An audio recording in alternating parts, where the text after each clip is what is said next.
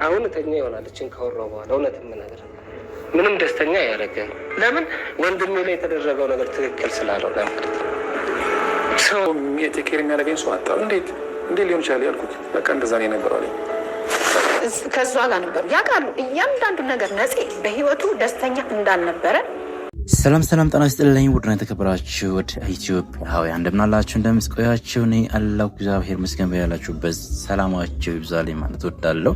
እንግዲህ ወደ ናሁ ሚዲያ ቤተሰቦች ከቀናት ቆይታ በኋላ ነፍስ ይማርና እንግዲህ የነጻነት ወንድም ቤተሰቦች መጥተው ትልቅ ግብዳ የሆነ ነገር እየተናገሩ ይገኛሉ። በዛሬው ዕለት ማለት ነው እንግዲህ የኢትዮጵያ ሕዝብ እውነቱን ይወቅልን በማለት ወንድማችን እንግዲህ የሞተበት ምክንያት እያሉ ያወጡት መረጃ በዚህ ሰዓት በጣም እጅግ አስደንጋጭ መረጃ ሆኗል። እንግዲህ የቀድሞ ባለቤቱ የልጆቹ እናት በወንድማችን ላይ ገንዘብ እንዲሰበስብበትና ልትለምንበት አይገባም ማሰቃይታን የገደለችው እያሉ ይገኛሉ። እና ለዚህ ዝግጅት አቅራቢው ጥያቄ ካላቸው የማንኛውም ጥያቄ ለማስተናገድ ዝግጁ ነኝ በማለት ይህንን ፕሮግራም እንግዲህ በይፋ ፐብሊክ ለማድረግ እንደምታዩት ተናግሯል ማለት ነው። ዝግጅቱን ጨርሶ ለእኛ አድርሶናል፣ መላ ኢትዮጵያን ይወቅልን እያሉ ይገኛሉ። ለመሆኑ የተፈጠረው ምንድን ነው? ከዚህ ቪዲዮስ ምንድን ነው የምንማረው? እንግዲህ የሚለውን እናንተ የራሳችን የቪዲዮ መረዳት አይታችሁ የምትረዱ ይሆናል። እኔ ግን የደረሰኝ መረጃ ማስደምጣችሁ ይሆናል። ወደ ቪዲዮ ረሰዳችሁ አሁን እተኛ ይሆናል እችን ካወራሁ በኋላ እውነትም ነገር ምንም ደስተኛ ያደረገ ለምን ወንድሜ ላይ የተደረገው ነገር ትክክል ስላልሆነ ማለት ነው። ሰው አንዳንዴ ሻማ ነው ስም ብሎ አንድም ሰው ሳይረዳው ስም ብሎ አልፏል። ሐዘን ከባድ ነው ማለት እንዳልክ እንደዚህ ያው እንድንጸለስ እንኳን የሚያደርገን እሱ ነው። እሱ የቤታችን ሁሉ ነገር ነው። አሁን ከነጻነት ጋር በተያያዘ የሚነሱ የሚወሩ ከተማው ላይ ደግሞ ማህበረሰቡ ላይ ጥያቄ የፈጠሩባቸው በርካታ ነገሮች አሉ። ለምን እንዴት የሚሉ ከትዳሩ ጋር በተያያዘ ከኑሮ ጋር በተያያዘ ከሚኖርበት የሚስቱ እናት ህይወት ጋር በተያያዘ እንዲሁም ደግሞ በህመሙና ከህመሙ ጋር በተያያዘ እጅግ በጣም በርካታ ጥያቄዎች ተመልካቾች ላይ ይነሳል። ይህንን ጉዳይ እንግዲህ እንደ ቤተሰብ እናንተ በጣም ክሊየር እንደምታደርጉት ተስፋ አድርጋለሁ። ዛሬ በግልጽ ሜዳው ላይ እንይዛለን ብዬ ተስፋ አድርጋለሁ እና ቆይታችን ይቀጥላል። ከሚሚና ከወንድ ጋር አብረን ጨዋታችንን ቆይታችን የምንቀጥል ነው። እኔ በዛ በህዝብ መሀል እንደዛ ነጻነት እንዳልተባልኩኝ ሰው ሁሉ ሰው በህዝብ መሀል የኖርኩት ሰውዬ እዛ ሆስፒታል ሆኜ አንድ ሰው መጥቶ አባከና የሚለኝ ሰው አጣሁ እና ሰው ባየው ቁጥር አልጋ ላይ ሆኜ ሰው እንደዚህ ነበር የሚናፍቀኝ አይነበረ መጥቶ ቴኬር የሚያደርገኝ ሰው አጣሁ። እንዴት ሊሆን ይችላል ያልኩት በቃ እንደዛ ነው የነበረው አለኝ። ከዛ ጋር ነበሩ ያውቃሉ እያንዳንዱ ነገር ነፂ በህይወቱ ደስተኛ እንዳልነበረ ሁሉ ነገር በቃ ያም ተስፋ መቁረጡ ብዙ ነገሮችም የነበሩት እዛ ጋር ባለው ህይወት እንደነበረ ያውቃሉ ነበር። እኔ ተከራክረናል፣ በብዙ ተከራክረናል። ዛሬ እዚህ ሳይደርስ ነገሩ እኔ ለሱ ባለመቆሜ ያንደኛል ያለው ይህ ሁሉ ነገር ሳይፈጠር ማንም ተነስቶ ሳይዘባረቅ አለመናገር ያ ነገር አሁን ይቆጨኛል። የሚገርም ነገር እስከ አሁኑ ደቂቃ ድረስ ሰዓቱ እንደዚህ መዘግየቱ በራሱ ነው ማለት እዛ ቤት ውስጥ ምን ያህል ግፍ እየተሰራ እንደነበረ ማለት ነው። በጣም ውስጡ አንጀቱ እያለ የኖረ ልጅ ነው።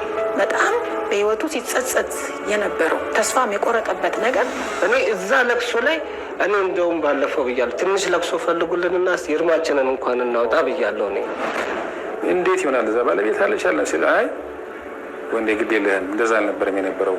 እንደውም እሷ በጣም ልብ የሚሰብር አጥንት የሚሰብር ነገር ሁሉ ተናግራኛለች። ከፈለግ ብትሆንና መጽሐፍን ይዘህ ሂድ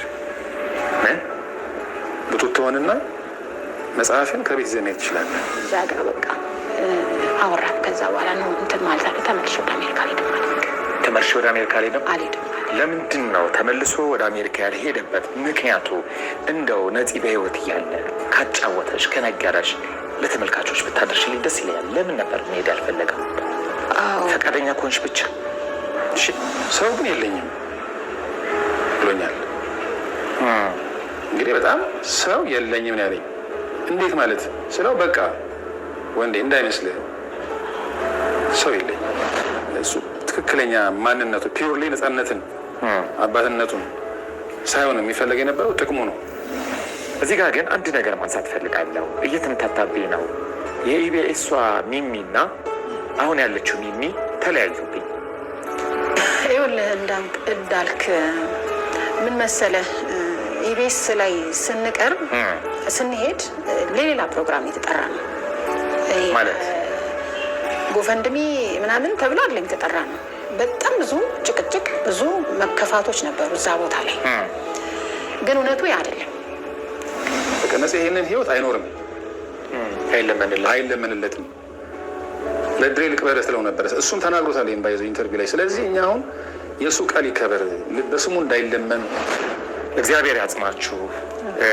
እንዳልሽው ነው እኛ የምናደንቀው የምንወደው ስናየው ደስ የሚለን ወዳጅ ኮሜዲያን ፐብሊክ ፊገር ነው ያጣ ነው።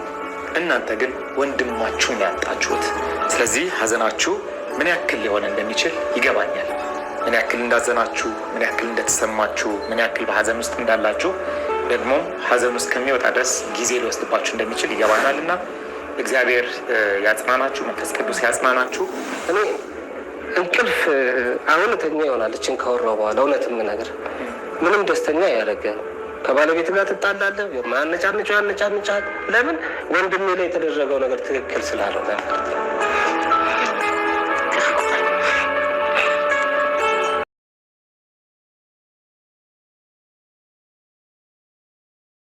ሰላም እንደምንውላችኋል የተከበራችሁና የተወደዳችሁ ተመልካቾቼ፣ እንዳልክ አሰፋ ነኝ።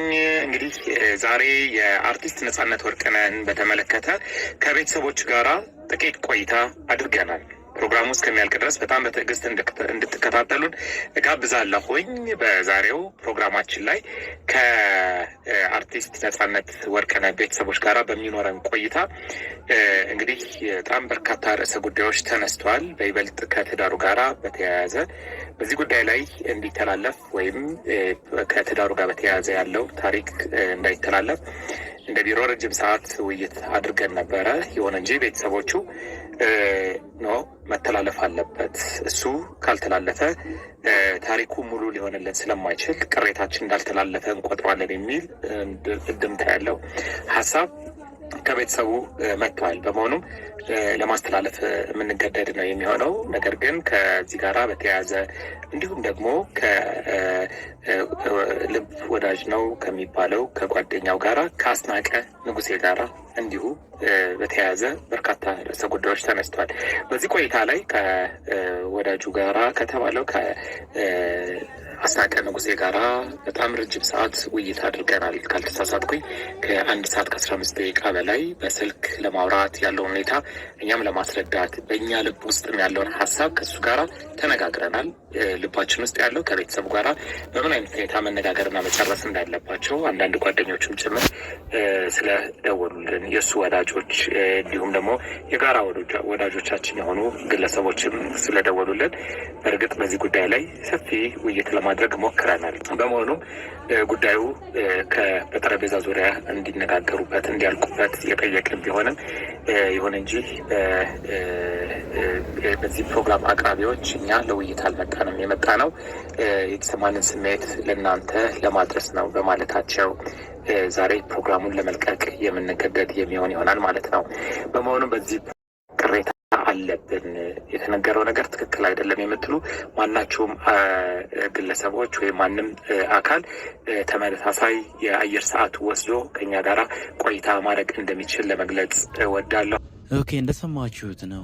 ሙሉ ቪዲዮን ለማየት ከፈለጋችሁ ራሱ ዩቲዩብ ቻናል ላይ ሄዳችሁ ሙሉ ኢንተርቪውን መከታተል ትችላላችሁ። ሃይላይቱን እንዳያችሁት ነው ማለት ነው። በጣም እጅግ የሚያሳዝን ነገር ነው። እንደሰማነ ከሆነ ያው እውነት ለመናገር ላቸዋለሁኝ የነፂ ወንድም እህት እስከሆኑ ድረስ እውነት አለ ይኖራልን ብዬ አስባለሁ። ብቻ እግዚአብሔር ነፍሱን በአጸደ ገነት ያኑርልን። ያም ሆነ ግን በተለያዩ ውጣ ውረዶች ውስጥ እንደዚህ ያለ ህይወት ማሳለፉና ደብቆ መኖር ነው እየተነገረ ያለው። ዋናው የዚህ ቪዲዮ አላማ ደግሞ ልሰማችሁት በነፂ ገንዘብ መሰብሰቧን ታቁምልን የሚል ነው። ከነፂ ወንድም እንደዚህ ያለ መረጃ እየተላለፈ የሚገኘው ዋናው አለማቸው ወደ ሚዲያ የመጡበትም ትልቁ አረፍተ ነገር ይህ ነው ማለት ነው። ብቻ ማድረግ አይቻልም።